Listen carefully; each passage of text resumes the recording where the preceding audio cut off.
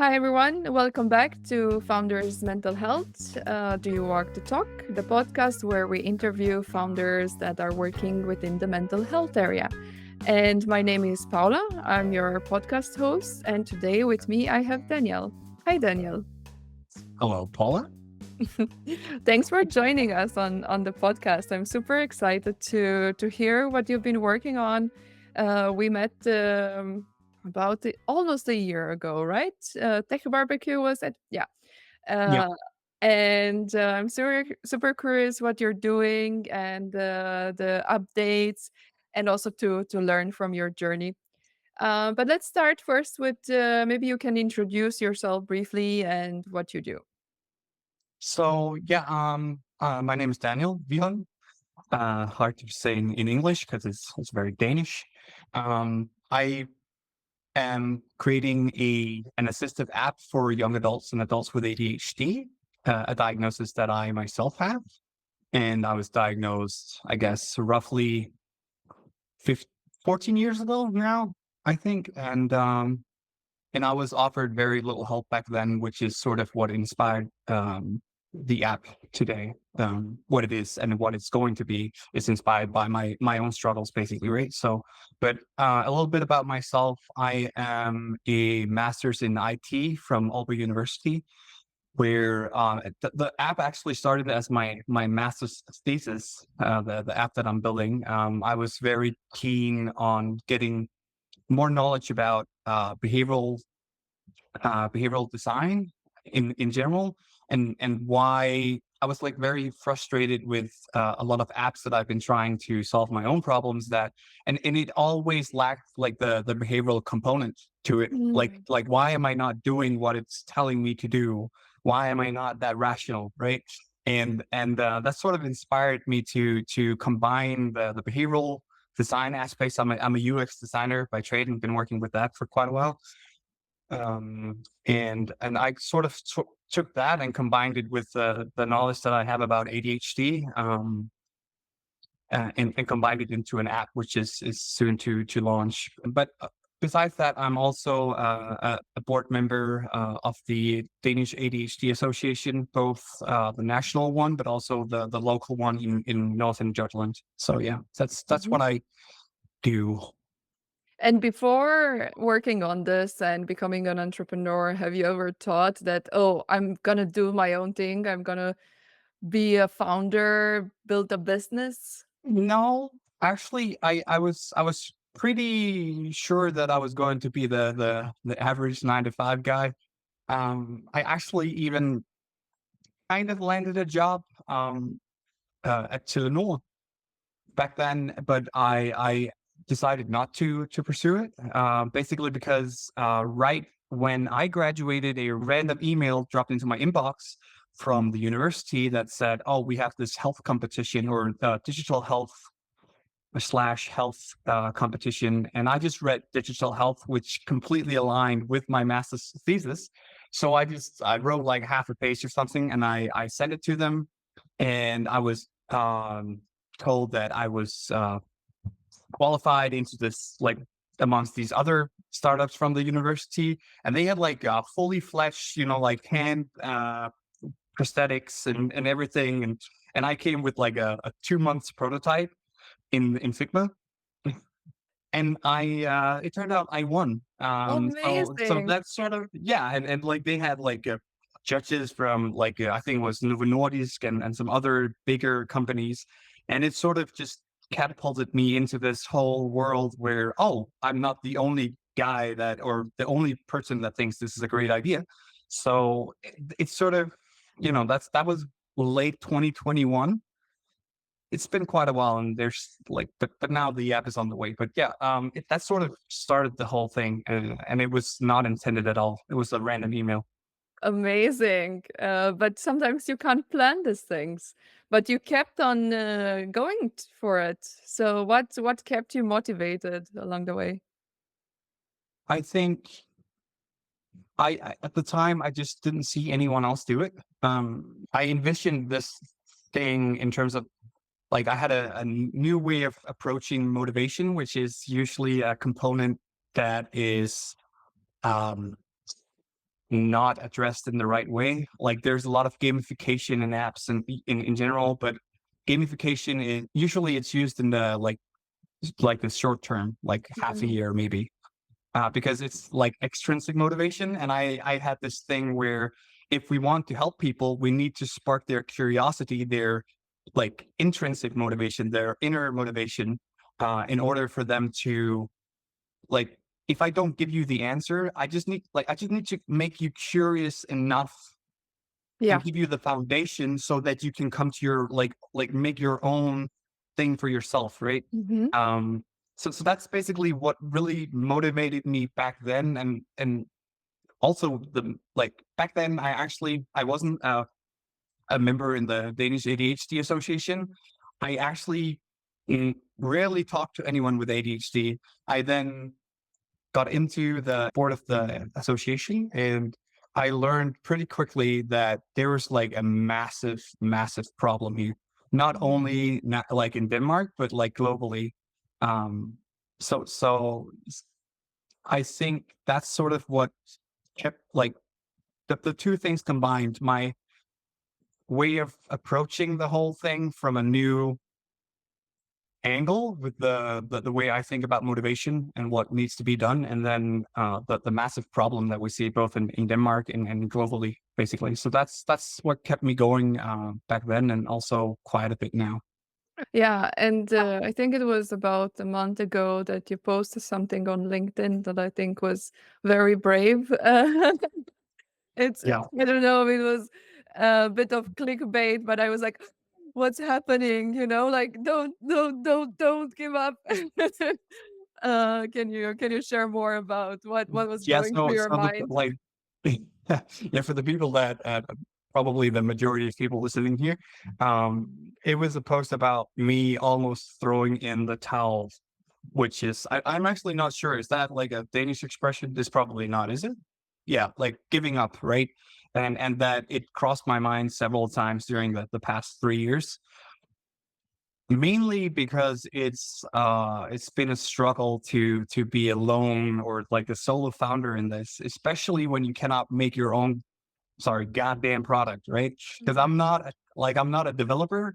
I'm as I said, a user experience guy. I'm a generalist if I was to define myself as anything.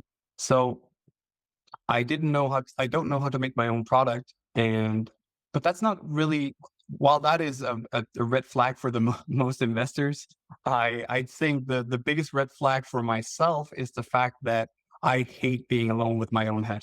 Mm. Is not being able to bounce ideas off of people, and because usually it's like the therapy approach, right? Where you sit across from like a psychologist and you just open up, and their responsibility is basically not to talk and then make you talk, because you're supposed to like find your own solutions Yes.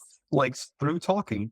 And if and that's basically me in a nutshell, right? So if I don't do that, I do it regularly now by talking to other people, other founders, or like incubators. There's different places that I go to talk to people.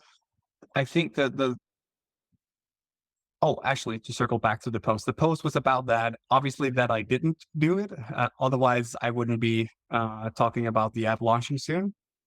But I think in general, the post was my 2 cents of this has been a hell of a struggle, even though on the outside it might have seemed like everything was perfectly okay. Yeah. And I think it's the Instagram syndrome, right? Where you see everyone on their vacation with their wife or their husband, you know, and everything is great. And like, but 1 hour, fast forward 1 hour and they're all crying, right? So Yeah. it's just it's that's sort of what that post was meant to communicate. And also, you know, I all of course there's like a strategic thing in also communicating that it's soon to launch, right? But the main point being that it's rough being a solo founder. Yeah, and you're being very brave and honest about it because, as you say, when we look at LinkedIn or Instagram, you usually see the successes, like, way we raised another round, yet another customer, like all happy and cheerful. That's great, but that's not the reality. As you look at the statistics about founders as well, it's an emotional journey, right? And there was this article earlier this year that said that 49% of founders, they're considering of quitting their startup within the next year. 49%. 49. Holy crap. Yeah. I mean, you really have to. I think that the psychologist calls it grit. I'm not sure that I have that grit factor. I think I have a little bit of it. But anyway, I think you need to be very aware of your own weaknesses and what makes you tick at the same time. So for me, it's been I've been struggling with loneliness for the majority of my life, still do to a certain degree. So like getting to get out of my kitchen, which is my office, is the best thing I can do to actually aid my productivity in the long run. Because if I don't do it, it suffers greatly, right? Yeah. And I have to say also that the thing that really hit me the hardest was that the passion and the solving this giant problem that I'm trying to solve with empowering people with ADHD is is that along the way when I was doing all these applications to like various grants and having to talk all this like business bullshit lingo that I call it, right? Is that sort of it sort of strangled some of the passion that I had for solving this problem and helping actual people. And I found myself drifting further and further away from talking to the people that I was trying to help, Mhm. even just thinking about why is this important to me? What like remembering where the struggle came from and like how hard it was for me. That sort of just drowned over time. Like I went further and further underwater. So the biggest thing I've done for myself as of late is sort of try to reconnect with that aspect or that struggle and the passion and remembering where it came from. Absolutely, and it's so important, that self-awareness, because as founder, you're growing the company, but you're growing mm, like you are growing with it. You are the company, especially in the beginning. Um, how can you get that self-awareness and connection and everything? What do you use, reminders? Do you use meditation? How does it work for you? I think it's a part of reaching out to people that I know and been talking to for a long time, and have people. I have certain people in my life around me that I really respect and really deeply connect with. And I think them reminding me through our conversations is probably the thing that has helped me the most on the in Mhm. that regard. Um, it's sort of ebbs and flows how I feel about like this whole thing because I think now that I'm also sort of trying to look for pre-seed funding and like when these like pivotal moments arise, I feel like this is where I need to ground myself again and find that passion because it's just numbers and metrics and KPIs and what it's going to be like in 3 years. So like I just want to know what happens tomorrow, right? Like Yeah. it's that's the whole like so I think it's not a constant thing. It's more like around certain moments in time in my business that I feel desperate. But yeah, but like connecting to like with people that I know and trust and deeply respect is and have them not tell me directly, but like sort of indirectly through our conversations. And other than talking with people in your network, are there other practices that you've put in place to ensure your mental well-being also on this journey? Um, I would love to be the guy that said yes, and here's my list, but I actually no, I don't think I am doing quite enough right now. The best thing I've done for myself, there's this really cool guy that has a booming business. Their company's address is not far from here, and he recently reached out and allowed me to stay there for a while during the summer to work there instead of from my kitchen where I'm standing right now. Mhm. And I think that is so getting out is the probably the best thing I do. I would love to get back. I was like a few years back, I was like deep into like headspace, mindfulness practicing. Even when I walked, I loved the voice of Gary, I think it's called, like one of the founders of Headspace.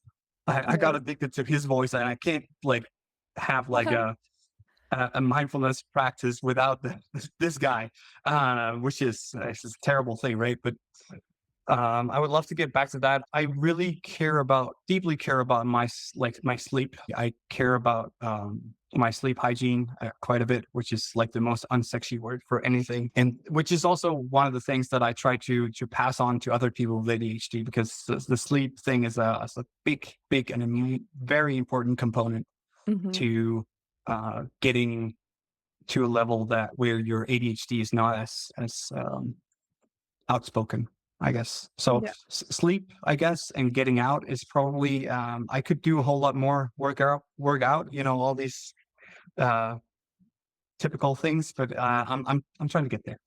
Yeah.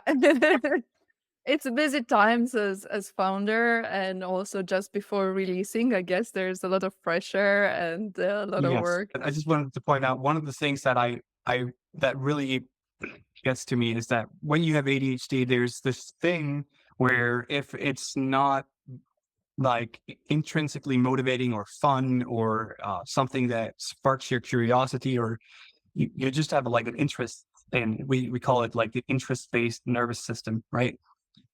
There's so many of these like accounting and like me having to do the screenshots for the app store, or writing the app search engine text, whatever. Like there's so many small minute things that I just if these are the things that probably burns me out the most, but that I just need to get done, and reminding myself of the end goal is typically what gets me through it, but it's still hard. Yeah. Yeah, somehow connecting it to the end goal, right? This is you need to do these screenshots because this is the way that you launch the product and help people. Yeah. So it's good trick. Will people be able to use your app when it's launched? Is it available for anyone in the App Store, or do they need to go to someone to for it to be prescribed, or how does it work? I mean, I would love for it to be prescribed somewhere, but from a maturity point of view in Denmark here, we're not that far yet. I think, sadly, there's some tendencies that are going in the right direction, but I think right now the app is directly direct to consumer app as any other app basically. If I had landed a pre-seed, or will land a pre-seed maybe, uh, I would make it free right away, like the premium, a freemium, sorry, model. But right now it's a trial and pay only. But yeah, Mhm. everyone, ADHD or not, I don't know why you would get it if you don't have ADHD or work with it, but yeah, everyone can access it once it launches. I'm only launching in Denmark though, for a Mhm. start, because that's actually it's sort of my beachhead strategy, because I have like this um, big network here, and I don't think right now in the tech world that I look at it way more as a marathon than a sprint right now, because I don't think anyone knows what's going to happen in just like 2 years from now with the AI boom. Yeah. Um, so if everyone can make their own app in like 2 seconds by putting it into whatever AI solution, like what does that mean for everyone else? So thinking right now it's about getting the smaller details right, getting the behavior right. So I call it the behavioral product market fit, or behavioral fit Mhm. instead I'm working on, and also the brand thing. Right now I'm only a Danish brand sort of, but I think really nailing the brand side of it is going to be the biggest component here, and not so much the features that it holds. And Yeah. So Yeah, that those can change, right? And with technology, it can change quite fast. New competitors entering, but you also continuing to innovate and putting a brand out there, people knowing your name and they can trust you because of your experience and network. That'll be amazing. Um, there's another statistics from Michael Freeman some while ago saying that founders and entrepreneurs are twice more likely to suffer from mental health conditions than the general population, and six times more likely to have ADHD than the general population. yeah, I think that aligns with what I heard about Silicon Valley as well. Yeah. I think ASD, which would be autism, and like ADHD, is like a big part of the demographic. I think in Silicon Valley. Yeah. But from about the whole mental health aspect, I can really relate to it as I've been talking about, like we've been talking about today, right Yeah. now. But also in the way that, when you're so passionate about making, especially, I think it's not that making money is bad, but I think when you have like a genuine passion for, especially within the health tech Yeah. field, is if you have a genuine like passion for helping people, maybe something you've been through yourself, and then facing struggles or like um, just like having to raise money or getting the team right or getting everything right just hurts more, Yeah. basically, because it's not just like a fidget spinner that you're selling, right? It's something that you truly and deeply care about, and that you believe is going to be the component that might have helped you when you needed it. Or so I think it just hurts that much more when you are facing resistance. But I also think at the same time, if you work with that, I think it's also the ingredient to what makes you push through it at the same time.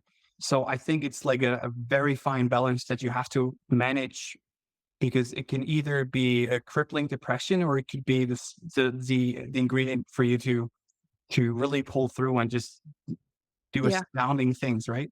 Yeah. It's powerful and super motivating. It Yeah. really is, yeah. So we were also talking just before recording about you mentioned something about my whiteboard. Oh yeah, amazing quotes you have on your whiteboard behind you. Yeah. How do you face the challenges with like seeing other products being out there? You know, you mentioned like since you started until now, what's your approach to The wrong one, I guess. that? No, what I meant by the wrong one, I mean, I've been really like I've been going through a phase as of late. Actually, I think I'm getting to the other side of it. I found myself like for I think at least half a year at some point where I focused like so much on my competitors. I remember one time where a competitor came out of nowhere that I didn't expect, and I found out like in like almost at midnight, and it just like my thoughts like went spiraling, and I couldn't Mm, sleep and I couldn't do anything. It was like the most paralyzing, horrible experience. And I think that sort of was the pivotal point where I said this is not sustainable. You cannot keep looking at your competitors. You need to focus on what you think is right and what you're doing. And if other people do somewhat the same, sure, that's fine. You just have to focus on getting your side of things right, and then hope that you at some point have the competitive edge and not the other way around. Don't start with the competitive edge. Start with what you think is right and what your consumers love, or the consumers. That sounds like such a mm. inhumane thing. The people that you're trying to help Yes. would be a better way to put it. If you focus on that, I think instead of your competitors, I think you will always have a part of the market if that is what you are concerned about, right? Is that if Mhm. you help people, even if it's 50 people, that might not be a great business, but if you can multiply that across the world, then I think you have a great product. And it might not be the new headspace, or for me, that is, like the columns of apps, but Yeah. it is still going to help someone. Yeah, exactly. And you just have a few of these big names, right, that are hugely successful. But there are so many solutions out there. And the thing is that we're all very different, right? So it's different ways we're impacted or attracted to things. So as I was working also in pharma, right, we were developing antidepressants for people, but if you look at the success rates, it's not everyone that actually is helped by antidepressants, or not one. They need to try three different things, or it doesn't work for some. It just go to therapy instead of taking an antidepressant. So it's like different things that trigger us, that help us.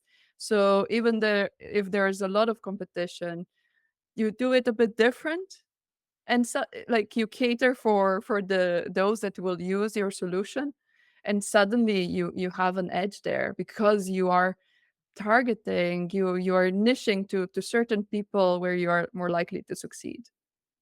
Yeah, I think, and also if someone, I think you're absolutely right on that. And I think if someone is to come out and like put out some digital solution that is going to quote unquote fix ADHD, not that it's something that needs to be fixed, but like help people in a sufficient manner, I'd be blown away. Like I always thought that the digital component is a part of the solution, maybe 25 like Mhm. percent of the solution, and then everything else around that is something that is out of your hands. So Yeah. I yeah, I would be amazed if like a digital solution came and knocked it out of the park. And I think we're very far away from that if that's ever Yeah. going to happen. So I think that's what keeps me sleeping better at night Mhm. at this point. Mhm. Yeah. What advice would you give to new founders about the journey and also about their mental well-being? First of all, don't do it alone. Um, that is probably the thing I found myself talking to the most aspiring like entrepreneurs about, is that don't do it alone. For the love of God, don't do it. Other than that, I think like have it top of mind all the time, as much as possible, that what you're doing this for, why you are passionate about this, why should it be you? Because I think that is the only it factor there is to being a successful founder, is that if you're not sure why you're passionate about this, or even if it's a passion, then you're not going to make it. So it's I really think if you're in it for the money, maybe you're going to make it, but I think your chances of making it are way, way lower. So Mhm. I don't know if that's like a tip. Get passionate, like, but if I mean, if you're going to do something and launch something, it should be something that you're passionate about, and not just something that you think is going to make you a lot of money quickly. Yeah. So find out what you're passionate about, or which aspect of the thing you're doing you're passionate about, and then keep it top of mind. And that could look like a bunch of different things. It could look like your whiteboard behind you. It could look like post-it notes. It could look like people reminding you sometimes why you're doing what you're doing. Just do whatever it takes to keep that top of mind for yourself, because even though it seems basic or generic, you will need to remind yourself Yeah. even about the basic things that you know and know is true, right? Yeah. Yeah, So I think exactly. that's the yeah. Mhm. Very good tip, and I agree with you. So, so important, especially in those moments where you're thinking of giving up. That's such a good reminder, right? What do you think about actually working with co-founders that have a different set of values, and potentially also a different view of whether they're going for the money and they're focused more on that versus the impact? I think at the core of your business, you need the passionate people. If anything else is fine, but like you particularly need to talk about co-founders. And I think if they do not have an ounce of passion in them about whatever they're doing, you're not going to make it far in that journey. So, but with that said, I think from qualification point of view, I think you would I think you need obviously you would need the CMO, the CTO, the C whatever Yes. acronyms, right? You would need those people around you. But I think you're not doing yourself a favor by looking only for the people that are super passionate about this field. Maybe they're just passionate about helping people. Most people are like Yes. passionate about helping someone.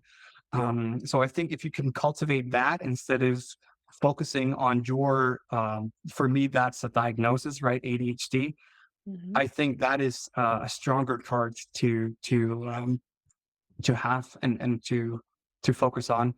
And also, I realize looking for a CTO, I need to be talking more about metrics and it's coding to change lives and sort of that talk. But also, here's your basic salary. I think that would probably I'm giving a talk to myself right now because this is what I'm sort of like looking to do right now. Yeah. So it's a bit of self-talk. But yeah, I think you really need to respect that everyone else is not necessarily looking at it the way you do, but you need to find someone that has like something other than just, oh, I need a salary and it needs to be 9 to 5. Mhm. Yeah. Yeah, cool. Should we put out a call for potential co-founders for you with what kind of background are you looking? I mean, I would love to have a co-founder on my team, and it's a great team because it consists of me right now, right? No, it's I'm looking mainly for a CTO, right? All Because right. I would love to be able to not have it done by external consultancies or like that's what I've been doing so far, and there is a speed, a momentum kind of component to it that I'm really keen to nail, but I'm not just looking for someone who can build my product. I'm looking for someone who can actually exchange ideas with me. It could be someone else with some other qualifications, but right now the main component would be the programming and developing point of view or the mindset of a person that is a technical guy All or right. girl. So that is Yes. very important. I would actually love to have a woman co-founder because I a lot of my audience is also women, and I am not a woman. Spoiler. And I sometimes feel like it would be more resonant with people or women, other women, if it's a woman that speaks to them, and also to cultivate the right. I care about like the way that I'm building my potential future business, and I think the values that I think we don't cherish enough in this society are feminine values instead of all these masculine ones. And not that I don't have some of the feminine values myself, but I would love to have more of that. And I think so. Yeah, it's just not sadly as often you find women within tech. But I would love to have one. Amazing. Well, for the listeners, if you are an ambitious technical person that is thinking of becoming a co-founder and code to save lives and improves other people's lives, then you should reach out to Daniel. I would love to. Any final thoughts and reflections from your side? I think we came across a lot of good subjects today, more than I even dared to imagine. So I would like to say thank you for inviting me onto this podcast, and I'm looking forward to also see where you guys are moving this AI needle. Yes. And yeah, I'm super stoked to soon launch, and that will be my focus the next couple of weeks and probably also beyond that. And one more thing for the listeners, can you spell out the name of your product so people can find it? Yeah, so it's like my company that's kind of confusing is called ADHD Flow in 2 words, but my app is actually called Nuance, which is the antithesis to, I guess, one size fits all. So that is why the app is called Nuance. And you can find it if you're interested on getnuance.io. Excellent. Thank you so much, Daniel. Thank you for joining and sharing your thoughts with us. Thank you. Thank you for having me. Bye.